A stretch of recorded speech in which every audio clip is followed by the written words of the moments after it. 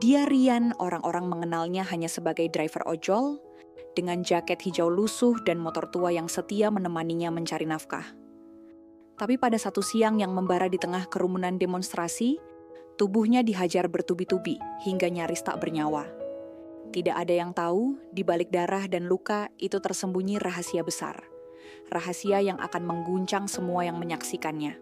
Penasaran bagaimana ceritanya? Langsung saja kita simak cerita ini. Dan jangan lupa subscribe, share, dan like channel Okti Story. Silahkan komentar pendapat kalian ya.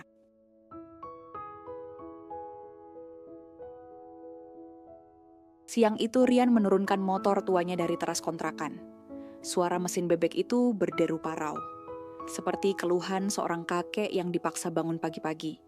Catnya sudah kusam, joknya retak, tapi bagi Rian motor itu adalah nyawa kedua setelah tubuhnya sendiri. Tanpa motor, ia bukan siapa-siapa. Ia mengenakan jaket hijau yang resletingnya sudah macet di bagian dada. Jaket itu dulu tampak gagah saat baru dibeli, kini warnanya pudar. Garis putihnya memudar jadi abu-abu. Helm yang ia kenakan pun tak kalah tua. Kacanya baret, busanya tipis. Tapi semua itu cukup untuk satu hal, mencari rezeki di jalanan. "Mas, sarapan dulu." Suara lembut Sinta terdengar dari pintu kontrakan. Rambutnya masih terikat seadanya. Mata sembab karena bangun lebih pagi dari biasanya. Di tangannya ada sebungkus nasi uduk sederhana, dibungkus kertas coklat. "Gak usah repot-repot, Nduk. Nanti aku beli di jalan," sahut Rian sambil mengikat masker ke wajah. "Kalau nunggu di jalan kadang kamu gak jadi makan. Ini udah aku siapin," Sinta bersikeras, menyodorkan bungkusan itu ke tangan suaminya. "Kalau sakit nanti malah lebih repot." Rian terdiam sebentar, lalu tersenyum. Iya, makasih ya." Siang itu udara Jakarta seakan menyalakan api di kulit. Langit mendung tipis, tapi hawa panas bercampur polusi membuat napas terasa berat. Dari kejauhan, suara riuh massa sudah terdengar. Jalanan utama yang biasanya padat kendaraan kini dipenuhi ribuan orang. Mereka membawa spanduk, poster, dan bendera. Teriakannya menggema, menuntut perubahan. Polisi berdiri berlapis-lapis dengan tameng dan tongkat. Wajah-wajah mereka tegang. Sebagian berteriak, memberi aba-aba lewat pengeras suara. "Bubarkan barisan, jangan dorong-dorongan." Rian menuntun motornya perlahan. Ia melambaikan tangan ke arah polisi, mencoba bersuara di tengah riuh. "Pak, saya cuma mau antar makanan. Driver ojol, Pak." Sayangnya suara itu tenggelam. Seorang polisi di garis depan melihatnya melintas terlalu dekat ke barikade. Sorot matanya curiga. Dalam hitungan detik, beberapa polisi lain ikut menoleh. Itu siapa?" teriak seorang di antara mereka. Rian panik. Ia menepikan motor, mencoba mundur. "Saya ojol, Pak. Bawa makanan. Ini loh di tas." Ia menepuk tas hijau besar di punggungnya. Namun situasi sudah terlanjur panas. Massa yang berdesak-desakan membuat aparat mudah tersulut. Dalam benak mereka, siapapun yang mencoba melewati barisan bisa jadi provokator. Tiba-tiba dua polisi berlari ke arahnya. Sebelum Rian sempat bicara lagi, lengannya ditarik kasar. "Kamu mau apa di sini? Mau bikin rusuh ya?" "Saya ojol, Pak. Sungguh, ini ada order." Belum selesai kalimatnya, tubuhnya sudah dijatuhkan ke aspal. Helmnya terhantam keras, pandangannya berkunang. Beberapa polisi lain ikut mendekat dan tanpa banyak tanya, pukulan pun mendarat. "Provokator! Jangan kasih ampun!" teriak seseorang. "Saya bukan, Pak. Tolong, saya cuma driver." Suara Rian parau, nyaris tak terdengar di tengah keributan. Massa di sekitar mulai heboh. Ada yang berusaha melerai, ada yang menjerit melihat seorang ojol dipukuli, ada pula yang merekam dengan ponsel. "Pak, itu ojol, bukan perusuh," teriak seorang ibu dari tepi jalan. Tapi aparat yang terbakar emosi tidak lagi bisa membedakan. Pukulan demi pukulan mendarat di tubuh Rian. Lututnya dihantam, perutnya ditendang. Helm yang menutupi kepalanya digedor berkali-kali, hingga telinganya berdenging. Rian menggeliat, berusaha melindungi diri dengan tangan. Tapi ia tidak melawan. Dalam hatinya, ia tahu jika ia balas, keadaan hanya akan makin buruk. Suasana semakin memanas. Massa mulai berteriak-teriak mengecam. "Stop! Jangan main pukul! Kasihan Pak, dia cuma kerja cari makan. Rekam! Biar viral!" Beberapa orang mencoba mendekat, tapi dihalangi polisi lain. Dorong-dorongan tak terhindarkan. Suara teriakan bercampur dengan dentuman sepatu beradu aspal. Di tengah rasa sakit yang menjalar ke sekujur tubuh, Rian menggertakkan gigi. Pandangannya kabur, tapi ia masih sadar. "Sabar, jangan balas. Waktunya belum sekarang." Dalam benaknya ia hanya memikirkan wajah Sinta dan Alika. "Kalau aku celaka di sini, mereka gimana?" Batinnya perih. Pukulan terakhir hampir mendarat ketika Rian tiba-tiba mengangkat tangannya. Dengan sisa tenaga, ia merogoh saku jaket bagian dalam. Polisi yang hendak menghantamnya lagi terhenti sejenak, curiga pada gerakan itu. Namun massa tetap gaduh, teriakan tak berhenti. Kamera ponsel berjejer, merekam detik demi detik. Rian menggenggam sesuatu yang selama ini ia simpan rapat-rapat. Tubuhnya gemetar, napasnya berat. Tapi ia tahu, kalau ia tidak melakukan ini sekarang, ia bisa benar-benar mati sia-sia. "Maafkan aku Sinta Alika, identitasku harus terbuka hari ini." Tubuh Rian gemetar, nafasnya memburu. Pukulan demi pukulan baru saja menghantam, membuat darah merembes dari sudut bibirnya. Helm yang ia kenakan sudah miring, kacanya pecah retak. Polisi yang mengelilinginya masih dalam posisi siap. Sebagian dengan tongkat terangkat, siap melanjutkan amukan. Namun Rian mengangkat tangannya tinggi-tinggi.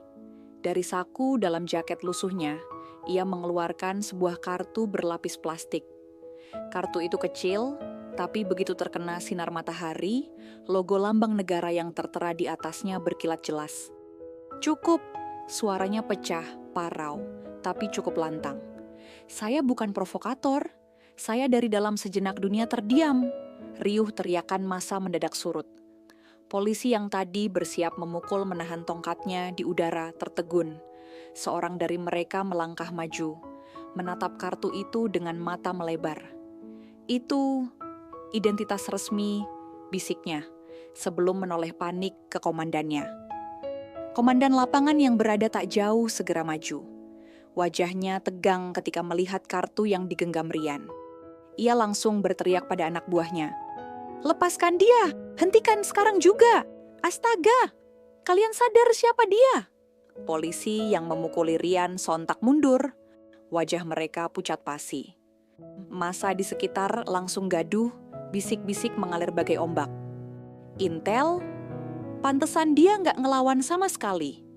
Ya Allah, salah sasaran ternyata." Rian bangkit perlahan, tubuhnya masih goyah. Ia menegakkan punggung, meski terasa sakit di setiap persendiannya.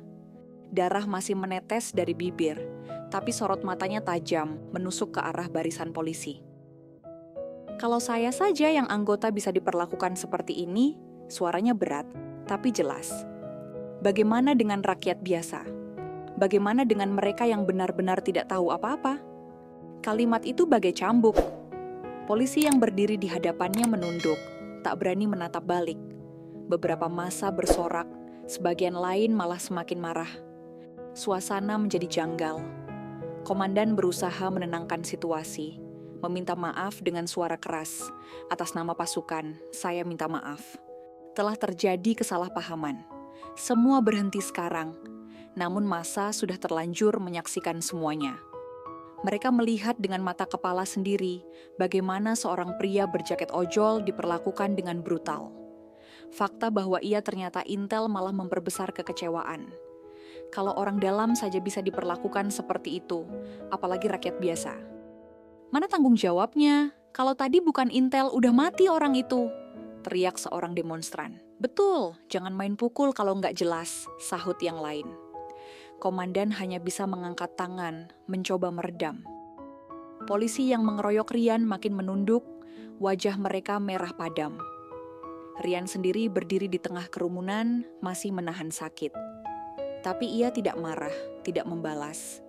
Ia hanya menatap bergantian ke arah massa dan polisi, lalu berkata lirih, "Semua yang kalian lakukan hari ini direkam mata orang banyak. Jangan sampai kepercayaan rakyat mati karena amarah sesaat." Setelah situasi agak reda, Rian dibawa ke tenda medis darurat. Dokter muda yang bertugas membersihkan lukanya bergumam, "Harusnya Bapak dirawat di rumah sakit, lebamnya parah sekali." Rian hanya tersenyum tipis.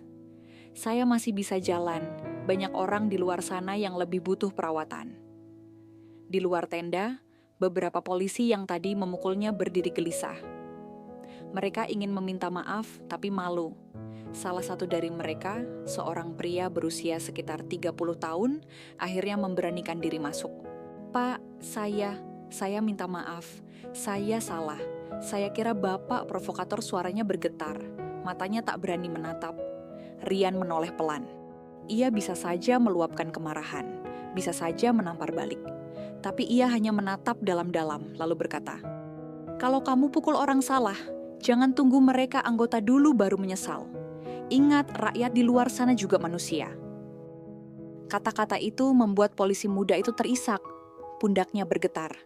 Ia menunduk makin dalam, merasa hancur oleh penyesalan. Kejadian itu cepat menyebar di kerumunan. Massa bercerita dari mulut ke mulut. Ojol yang dipukuli itu ternyata intel. Ada yang kaget, ada yang makin panas. "Lihat tuh, mereka bahkan nggak bisa bedain siapa kawan siapa lawan. Kalau intel aja dipukul, rakyat biasa apalagi?" Namun ada juga yang berkata, setidaknya ketahuan, dia bukan orang sembarangan. Polisi pasti bakal tanggung jawab. Perdebatan semakin riuh. Kamera ponsel terus merekam, video-video mulai dikirim ke media sosial. Saat itu juga, tanpa Rian sadari, wajah lebamnya dengan jaket ojol hijau sudah viral di dunia maya. Sore itu, ketika demo mulai dibubarkan perlahan, Rian duduk sendiri di bangku kayu tenda medis. Tangannya gemetar, tubuhnya pegal, tapi pikirannya jauh melayang. Ia teringat Sinta di rumah, menunggu dengan hati cemas. Terbayang wajah Alika, putrinya yang polos, menanti ayahnya pulang membawa es krim. Ia menunduk, menahan air mata. "Apa aku bisa terus sembunyi dari mereka? Sampai kapan aku harus jadi dua orang sekaligus?" Menjadi ojol adalah wajah yang semua orang lihat. Tapi di balik itu, ia memikul tugas besar. Tugas yang kadang memaksanya menanggung risiko lebih dari orang biasa. Hari itu penyamarannya nyaris membuatnya kehilangan nyawa. Dan kini, setengah kota tahu, ia bukan sekadar driver ojol biasa. Menjelang malam, komandan lapangan kembali mendekati Rian. "Kejadian ini tidak akan kita biarkan begitu saja. Anak-anak yang terlibat akan dipanggil, akan diproses. Kamu sudah banyak berkorban. Dan aku minta maaf sebesar-besarnya." Rian hanya menatap lurus. "Bukan soal saya, Pak, tapi soal mereka yang tidak punya identitas seperti saya. Jangan sampai salah pukul lagi." Sekali kepercayaan hilang, sulit untuk kembali. Komandan terdiam, mengangguk pelan.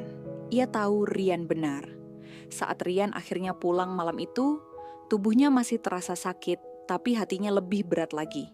Ia sadar, rahasianya tak lagi sepenuhnya aman. Dan yang lebih menyakitkan, kepercayaan antara rakyat dan aparat semakin rapuh, semuanya gara-gara emosi sesaat. Malam itu, langit Jakarta gelap tanpa bintang. Lampu jalan redup berkelip, sementara motor Rian melaju pelan di antara padatnya lalu lintas. Setiap tarikan gas terasa menyakitkan.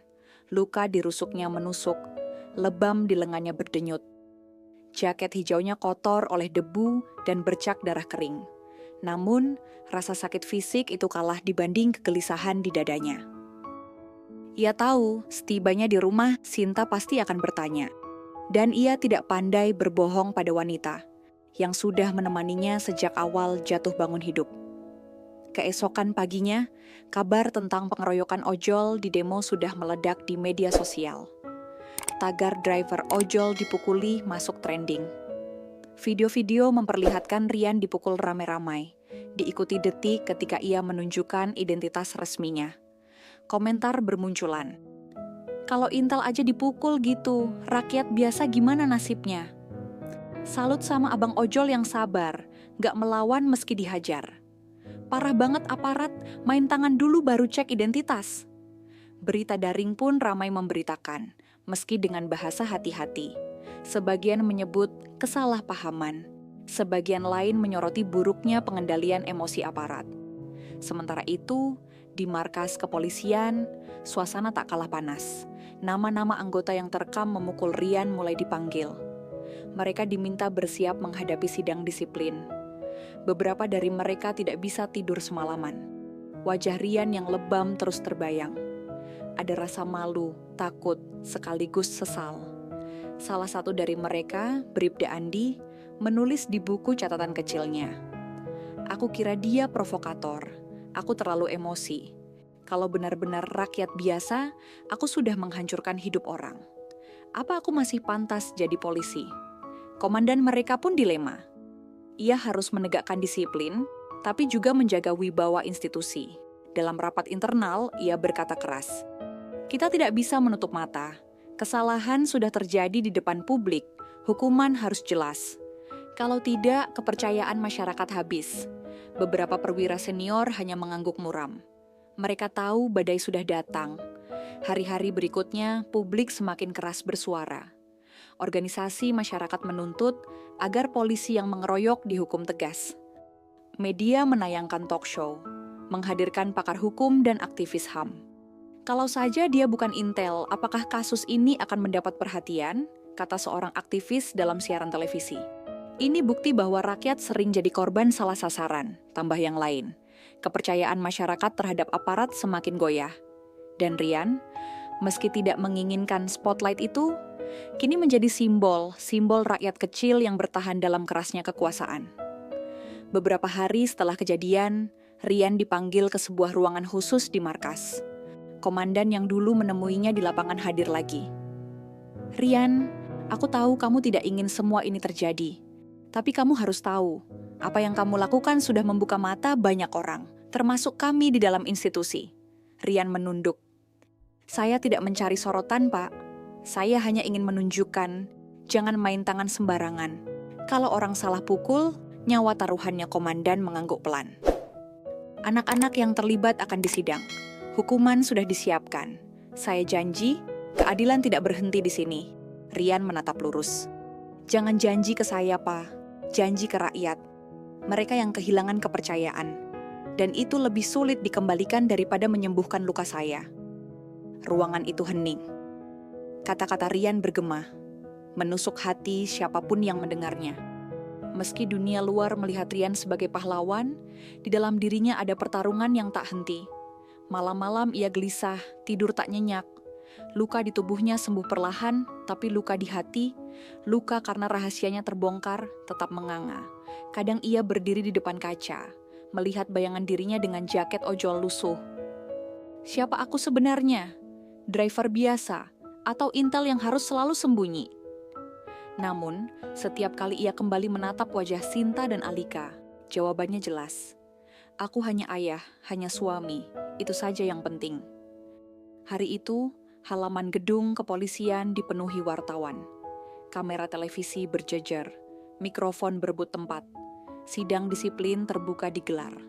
Langkah berani untuk menjawab tuntutan publik. 6 polisi yang terekam memukul Rian duduk di kursi panjang. Seragam mereka rapi, tapi wajah pucat dan mata menunduk tak bisa menyembunyikan rasa malu. Di depan, meja panel dipenuhi pejabat tinggi kepolisian, ditemani pengawas eksternal dari Komnas HAM. Suasana tegang. Flash kamera menyala-nyala. Di luar gedung, puluhan pengunjuk rasa berteriak menuntut keadilan. Seorang perwira membacakan hasil pemeriksaan. Suaranya lantang, menggema di ruangan. Berdasarkan bukti video dan keterangan saksi, ke-6 anggota terbukti melakukan pelanggaran disiplin berat berupa penggunaan kekerasan berlebihan terhadap warga sipil. Hukuman dijatuhkan berupa penurunan pangkat, skorsing selama 6 bulan, dan mutasi ke wilayah terpencil ruangan hening. Wartawan segera mencatat, kamera menyorot wajah para polisi muda itu. Sebagian terlihat meneteskan air mata, sadar karir mereka hancur sebelum berkembang. Publik di luar gedung bersorak. Meski hukuman ini belum tentu cukup untuk menebus luka, setidaknya ada pertanggungjawaban nyata. Usai sidang, Rian dipanggil masuk ke ruangan khusus. Tubuhnya sudah agak membaik. Meski lebam di wajah masih terlihat. Ia duduk berhadapan dengan 6 polisi yang dulu mengeroyoknya. Mereka berdiri kaku, lalu serempak membungkuk. Kami minta maaf, Pak. Kami khilaf. Kami terbawa emosi. Rian menatap mereka lama. Ada kemarahan yang sempat mendidih, ada rasa sakit yang belum hilang. Tapi ia juga melihat ketakutan dan penyesalan tulus di mata mereka. Ia menghela napas panjang. Saya sudah memaafkan, tapi ingat, memaafkan bukan berarti melupakan. Jadikan ini pelajaran. Jangan ulangi, apalagi ke rakyat kecil yang tidak punya kartu identitas seperti saya. Polisi paling muda, Bribda Andi, hampir menangis. Kalau saat itu Bapak rakyat biasa, mungkin Bapak sudah meninggal di tangan kami. Saya bersalah, sangat bersalah. Rian menepuk bahunya pelan. Tugas kalian melindungi, bukan melukai. Ingat wajah anak saya. Kalau saya mati hari itu, siapa yang akan menjaganya? Kalian juga punya keluarga, jangan buat mereka malu. Beberapa minggu kemudian, Rian diundang ke sebuah diskusi publik yang disiarkan televisi. Ia duduk di kursi sederhana, wajahnya masih menyimpan bekas luka. Di hadapannya, wartawan, aktivis, mahasiswa, dan aparat hadir menyimak. Bapak Rian, tanya moderator, apa pelajaran yang bisa kita ambil dari kejadian kemarin? Rian menghela napas. Pelajarannya sederhana, jangan biarkan amarah mengalahkan nurani. Polisi harus ingat, rakyat bukan musuh. Rakyat juga punya keluarga, punya mimpi, sama seperti kalian. Dan rakyat juga harus ingat, polisi bukan hanya seragam. Mereka manusia yang bisa salah. Tugas kita semua adalah saling mengingatkan. Ruangan hening. Lalu bergemuruh tepuk tangan. Banyak mata berkaca-kaca. Meski luka fisiknya sembuh, Rian tahu hatinya tidak akan pernah sama. Tapi ia memilih berjalan terus.